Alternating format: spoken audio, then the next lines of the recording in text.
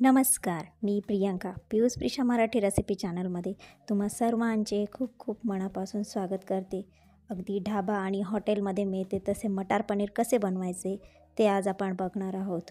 बराच वेळा काय होते की पाणी वेगळं आणि ग्रेव्ही वेगळी होते, असे होऊ नये यासाठी काय करायचे ते मी या व्हिडिओमध्ये सांगितले आहे। चला तर मग आजच्या रेसिपीला आपण सुरुवात करूया।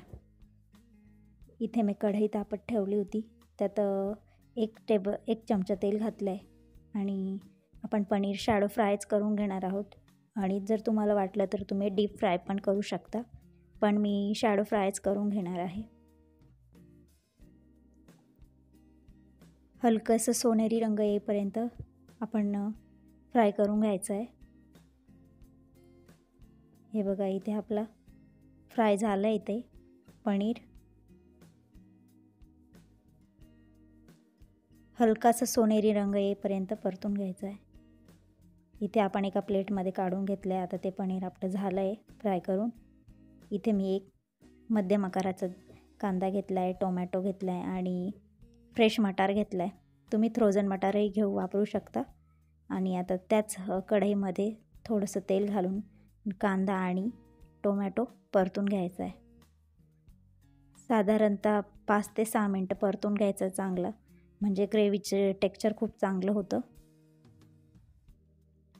तुम्हाला जर माझे व्हिडिओ आवडत असतील तर लाईक, शेअर, सबस्क्राईब नक्की करा। इथे मी 5 ते 6 लसूणच्या पाकळ्या घेतल्या आहे आणि अद्रक, त्यात आता आपण अद्रक घालून घेणार आहोत। साधारणतः अर्धा इंचचा आल्याचा तुकडा मी त्यात घातला आहे आणि बारीक फाईन पेस्ट पाणी न वापरता चांगली बारीक वाटून घ्यायची आहे। इथे मी कढईमध्ये 2 चमचे तेल घालून घेतले, त्यात 2 तमालपत्र आणि जिरं घालून घेतलं आहे। जिरं चांगलं फुललं की आपण ते जे वाटण करून घेतलं आहे ते वाटण त्यात घालून घेणार आहोत।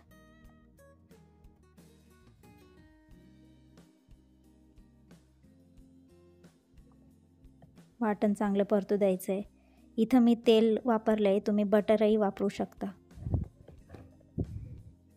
बटर वापरल्याने सुद्धा ग्रेव्हीला रिचनेस खूप छान येतो। इथे मी 1 चम्मच धणेपूड घातली आहे,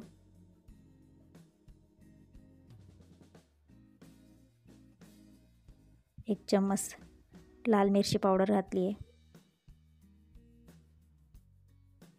अर्धा चम्मच हळद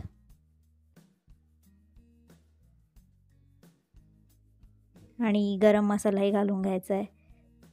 इथे मी बेडकी मिरची पावडर घातली 1, त्याच्याने कलर खूप छान येतो भाजीला।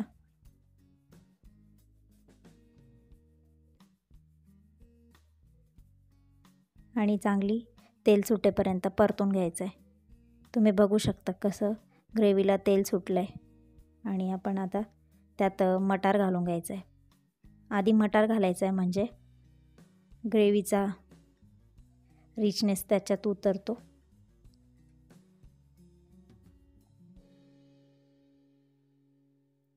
थोडं पाणी घालून परत ढवळून घ्यायचं आहे ग्रेव्ही।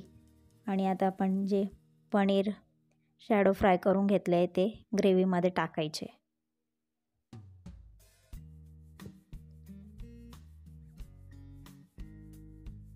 आणि सगळी ग्रेव्ही ढवळून घ्यायची चांगली। तुम्ही बघू शकता किती छान झाली आहे ग्रेव्ही। मी साधारणतः 2 लोकांसाठी ही पनीरची भाजी बनवली आहे। आणि वरून बारीक चिरलेली कोथिंबीर घालून घ्यायची आहे आणि चांगलं मिक्स करून घ्यायचं आहे। इथे आपली पनीरची भाजी तयार झाली आहे। भाजी आपण आता प्लेटमध्ये काढून घेऊयात। तुम्ही बघू शकता भाजी किती सुंदर आणि सुरेख झाली आहे। तुम्हाला जर माझे व्हिडिओ आवडत असतील तर लाईक, शेअर, सबस्क्राईब नक्की करा। आणि अशाच नवीन रेसिपीजसाठी आपण भेटूयात पुढच्या एका नवीन रेसिपीमध्ये।